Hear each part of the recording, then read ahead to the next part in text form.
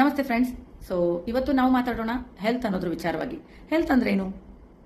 Health is wealth, ಆರೋಗ್ಯವೇ ಭಾಗ್ಯ. ಹೌದು, ಅದು ಆರೋಗ್ಯವೇ ಭಾಗ್ಯ. ಆರೋಗ್ಯ ಪಡ್ಕೋಬೇಕಂದ್ರೆ ನಾನು ಏನ್ ಮಾಡ್ಬೇಕಾಗತ್ತೆ? ಮತ್ತೆ ಎಲ್ರಿಗೂ ಗೊತ್ತಿರೋದೇನು, ಇರ್ಬೇಕಂದ್ರೆ ಏನ್ ಮಾಡ್ಬೇಕು ಅಂದ್ರೆ ಚೆನ್ನಾಗಿ ಊಟ ಮಾಡಬೇಕು, ಒಳ್ಳೆ ಊಟ ಮಾಡಬೇಕು, ಚೆನ್ನಾಗಿ ನಿದ್ರೆ ಮಾಡಬೇಕು, ಚೆನ್ನಾಗಿ ನೀರು ಕುಡಿಬೇಕು, ಮತ್ತೆ ವಾಕ್ ಎಕ್ಸರ್ಸೈಸ್ ಮಾಡಬೇಕು. ಮಾಡಿದ್ರೆ ಆರೋಗ್ಯ ಸಿಕ್ಬಿಡುತ್ತೆ ಅಂತ. ಹಂಗಿದ್ರೆ ನಾವು ತುಂಬಾ ಜನಕ್ಕೆ ಈಗ ಆಲ್ರೆಡಿ ಅರಿವಿದೆ, ಅಂದ್ರೆ ನಮ್ಗೆ ನಾಲೆಡ್ಜ್ ಇದೆ. ನಾವು ಚೆನ್ನಾಗಿ ಮನೆಯಲ್ಲೇ ಮಾಡಿರೋ ಅಡುಗೆನ ತಿಂತಾ ಇದೀವಿ. ಮತ್ತೆ ಹಾಗಿದ್ರು ಅಸಿಡಿಟಿ ಇದೆ, ಸುಸ್ತಿದೆ, ಮತ್ತೆ ನಾವು ಇಡೀ ದಿನ ಒಂದೇ ತರ ಎನರ್ಜಿನಲ್ಲಿ ಕೆಲಸ ಮಾಡಲ್ಲ. ಮತ್ತೆ ನಮ್ಮ ವರ್ಕ್ ಅಲ್ಲಿ ಆ ಎಫಿಷಿಯನ್ಸಿ ಕಾಣಿಸಲ್ಲ. ಮತ್ತೆ ನಾವು ಪ್ರತಿನಿತ್ಯ ವಾಕ್ ಅಂಡ್ ಎಕ್ಸರ್ಸೈಸ್ ಮಾಡ್ತಾ ಇದ್ದೀವಿ, ಚೆನ್ನಾಗಿ ನೀರು ಕುಡಿತಾ ಇದ್ದೀನಿ, ಮತ್ತೆ ನಿದ್ರೆನೂ ಚೆನ್ನಾಗಿ ಮಾಡ್ತಿದ್ದೀನಿ. ಆದರೆ ಸ್ಯಾಟಿಸ್ಫ್ಯಾಕ್ಷನ್ ನಿದ್ರೆ ಏನೋ ಬರ್ತಿಲ್ಲ, ಮಾಡಕ್ಕಿಷ್ಟ ಬಟ್ ಬರ್ತಿಲ್ಲ. ಸೊ ಹಿಂಗಿರುವಾಗ ಆಗಿದ್ರೆ ಈ ಹೆಲ್ತ್ ಅನ್ನುವಂಥದ್ದು ಯಾವ ಕ್ರೈಟೀರಿಯಾದ ಮೇಲೆ ನಾವು ಕಂಡಿಡ್ಕೊಳ್ಳೋದು? ಹಂಗಿದ್ರೆ ನಾನು ಇದರಲ್ಲೆಲ್ಲ ಚೆನ್ನಾಗಿರ್ಬೇಕು ಅಂತಂದ್ರೆ ನಾನು ಯಾವ ಥರ ಆರೋಗ್ಯನ ಸಂಪಾದಿಸಬೇಕು?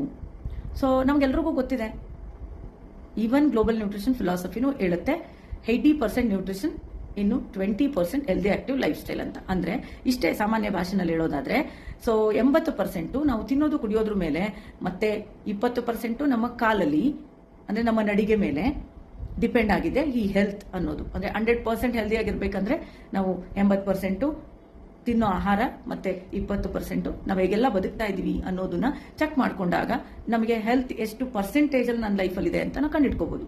ಸೊ ಹಾಗಿದ್ರೆ ಯಾರ್ಯಾರಿಗೆ ನಿಮ್ಮ ಬಾಡಿ ನಂಬರ್ಸ್ ಬಗ್ಗೆ ಗೊತ್ತು, ಮತ್ತೆ ನೀವು ಇಡೀ ದಿನ ನನಗೆ ಆರೋಗ್ಯಕ್ಕಾಗಿ ನಾನು ಇಂಥದ್ದನ್ನ ಮಾಡ್ತಾ ಇದ್ದೀನಿ ಸ್ಪೆಷಲ್ ಆಗಿ, ಹಂಗೇನು ಮಾಡ್ತಿದ್ದೀರಾ?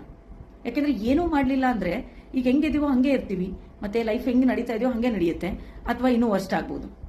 ಆದರೆ ಬೆಸ್ಟ್ ಆಗಬೇಕು ಅಂತಂದ್ರೆ ನಾನು ಏನಾದರೂ ಮಾಡಲೇಬೇಕಾಗತ್ತೆ. ನನ್ನ ದಿನನಿತ್ಯದ ಕೆಲಸದಲ್ಲಿ ಅಟ್ಲೀಸ್ಟ್ 1% ದಿನ ಚೇಂಜ್ ಆದರೆ ಖಂಡಿತ 100% ನಮ್ಮ ಆರೋಗ್ಯನ ನಮ್ಮ ಕೈಯಲ್ಲೇ ಇಟ್ಕೋಬಹುದು.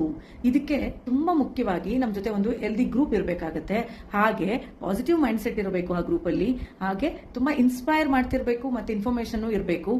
ಅದ್ರ ಜೊತೆನಲ್ಲಿ ನಮ್ಮ ಆಹಾರದಲ್ಲಿ ಬ್ಯಾಲೆನ್ಸ್ಡ್ ನ್ಯೂಟ್ರಿಷನ್ ಇರಬೇಕು. ಸಮತೋಲಿತವಾಗಿರುವಂತ ಆಹಾರನ ನಾವು ನಮ್ಮ ಊಟದಲ್ಲಿ ಅಳವಡಿಸ್ಕೋಬೇಕು.